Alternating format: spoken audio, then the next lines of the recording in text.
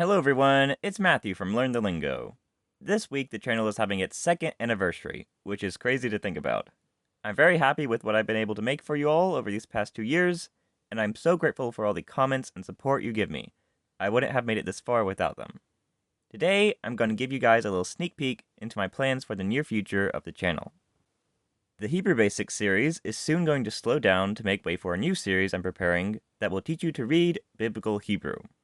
That will hopefully be started soon after Hebrew Basics 88, and from then on, it'll be the main focus of the channel. Later on, I probably will do a few more lessons of Hebrew Basics, just to get to 100 lessons, and finish up some important grammar points. I'd like to tell you some differences that I think this new series about Biblical Hebrew should have, and I'd like your feedback on this. One thing you'll focus far less on is how to form every type of verb and all that stuff. I personally find that sort of material quite helpful. I myself wasn't able to find that kind of resources as easily when I learned Hebrew, and that's partly why I focus on it so much in Hebrew Basics. However, all those verb forms are overwhelming, and I feel like they have gotten somewhat tiring, going over every binyan, every tense, every regularity, and with this new series, I want someone to be able to keep watching the series as it gets more and more advanced, without feeling that it's all going over their heads. I want people who want to read the Hebrew Bible to be able to do that, and hopefully not feel like they're stuck with all this grammar. Instead of having some lessons that are difficult to immediately apply, I want every lesson of this new series to show examples of new verses you can read in Biblical Hebrew. One way I think I'm going to do that is by talking more about how to recognize Hebrew verb and sentence structures instead of how to form them. With Biblical Hebrew, you don't have to be able to speak it yourself.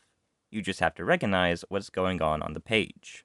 So every lesson, I might give a lot of examples from the Bible, give the basic idea of each grammar topic, and maybe at the end of the video, spend a couple extra minutes explaining why some things will look different in different places. And that will often be something explicitly extra, not absolutely necessary for comprehension, just helpful for understanding why some things are the way they are. I'm hoping that way, more casual viewers will be able to get farther into the series without getting too confused. And anyone who wants to understand everything Biblical Hebrew does can get the extra explanations. Another potential issue I'm considering is how much review I'll need to do in this series, and this is something else I really want your feedback on.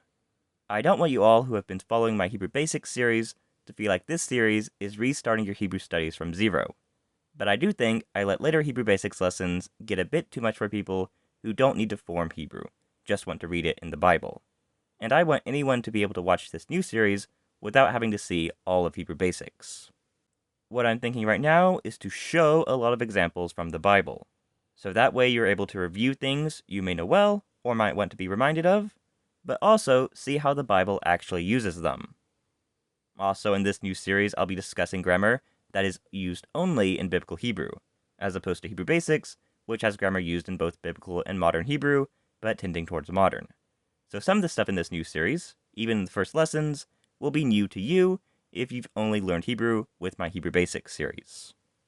And a little teaser for the idea and goal of the series, I'm going to be using the Hebrew text of 1 Samuel 17, the story of David and Goliath, as the base text for the series. And by the end of it, you'll be able to completely understand that story in Hebrew, as well as understand most of a Hebrew chapter written in prose. I think this structure will be a big improvement on Hebrew Basics, since now people following the series will have a specific end goal in mind. Every lesson will show an example of a feature of Biblical Hebrew in this chapter, as well as examples from other places. After I finish breaking down that chapter and every feature of the Hebrew language in it, I may continue with other chapters of prose, and maybe even some poetry, which is often harder to read. I'm also planning on incorporating the use of study tools into the series, so even when you're a beginner, you can start dissecting every part of a Hebrew verse without having to recognize every grammar feature by yourself at first glance. A couple final things I'd like your thoughts on. How much translation do you think would be good to compare to the Hebrew? And are there any particular versions that you think have translations that you think would be interesting to compare and contrast? Another thing, I'm still just beginning to think about the visual layout of the videos themselves, so if you have any ideas or preferences, anything you think I could improve on from my other videos, let me know. I want this series to be as good as possible. Thanks for listening, thank you for being with me all this time, and I'll hopefully see you in a month or two in this new Biblical Hebrew series, which I need a name for.